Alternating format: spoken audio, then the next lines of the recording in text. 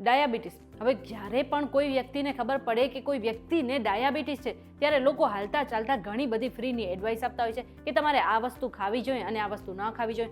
એવામાં અત્યારે તો ઉનાળો ચાલી રહ્યો છે અને ઉનાળામાં સૌથી વધારે કેરી, તરબૂચ અને શક્કરટેટી જેવા ફળો આવતા હોય છે. એના વિશે પણ ડાયાબિટીસના દર્દીઓએ ઘણી બધી સલાહ સાંભળી હશે કે એને ખાવાથી તમારું જે ડાયાબિટીસ છે એ વધી શકે છે અથવા તો ઘટી શકે છે. પરંતુ તમારે આ ઉનાળામાં ત્રણેય ફ્રૂટ ખાવા જોઈએ કે ન ખાવા જોઈએ એ જાણવા માટે આ વિડીયો આખો જોઈ લેજો. અને પહેલાં પ્લે સ્ટોર પર જઈને તમે અમારી એપ્લિકેશન પણ ડાઉનલોડ કરી લેજો. તમે આવી ગયા છો VTV ડિજિટલ પર ને મારું નામ છે મેઘા. હવે સામાન્ય રીતે જ્યારે પણ ડાયાબિટીસ હોય છે ત્યારે આપણે મીઠા ફળો ખાવાની મનાઈ ફરમાવવામાં આવે છે.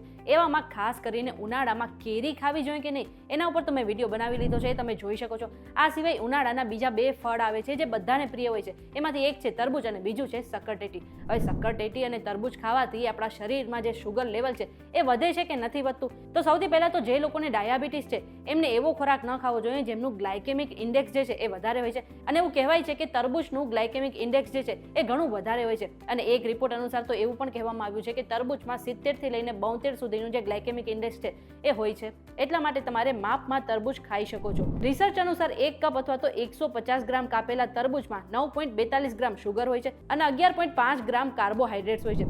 એટલે જેમને ડાયાબિટીસ છે તેઓ આખા દિવસમાં 1 અથવા તો 2 કપ તરબૂચ ખાઈ શકે છે. હવે બીજી તરફ તરબૂચ ખાવાના ફાયદા વિશે વાત કરીએ તો તરબૂચમાં સૌથી વધારે ફાઇબર જોવા મળે છે અને તેના જ કારણે તમારા શરીરની જે ચરબી છે એ ઓછી થઈ જાય છે. તમારું પેટ જે છે ભરાયેલું રહે છે અને આ જ કારણે તમારો વજન પણ ઓછો થઈ જાય છે. અને વજન ઘટવાને કારણે તમારું જે શરીર છે એ ઘણી બીમારીથી બચી શકે છે. આટલું જ નહીં, તમારી જે પાચન ક્રિયા છે એ પણ ઘણી સુધરી જાય છે. અને આ સિવાય તરબૂચમાં વિટામિન C પણ હોય છે. એના કારણે તમારા શરીરને પણ ઘણો ફાયદો થાય છે. હવે બીજી તરફ આપણે શક્કરટેટીની વાત કરી લઈએ તો એવું કહેવાય છે કે ડાયાબિટીસના દર્દીઓએ વધારે પડતી શક્કરટેટી ન ખાવી જોઈએ કારણ કે તેનું જે ગ્લાયકેમિક ઇન્ડેક્સ છે એ 60 થી 65 ની વચ્ચે હોય છે.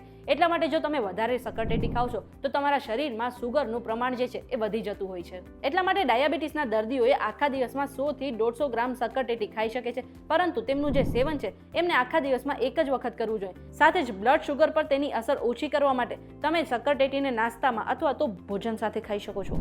અને ખાસ ધ્યાન રાખો કે શક્કરટેટી ખાવાથી આપણા શરીરને ઘણા ફાયદા થાય છે. જેમ કે શક્કરટેટીમાં પણ ફાઇબરનું ભરપૂર પ્રમાણ હોય છે. આને જ કારણે આપણા શરીરની ચરબી ઓછી થાય છે. આ સિવાય તેમાં ભરપૂર પ્રમાણમાં પાણી પણ હોય છે અને આ જ કારણે આપણે ડિહાઇડ્રેશન પણ નથી થતું. આ સિવાય પણ શક્કરટેટી ખાવાના શરીરને ઘણા ફાયદા થાય છે.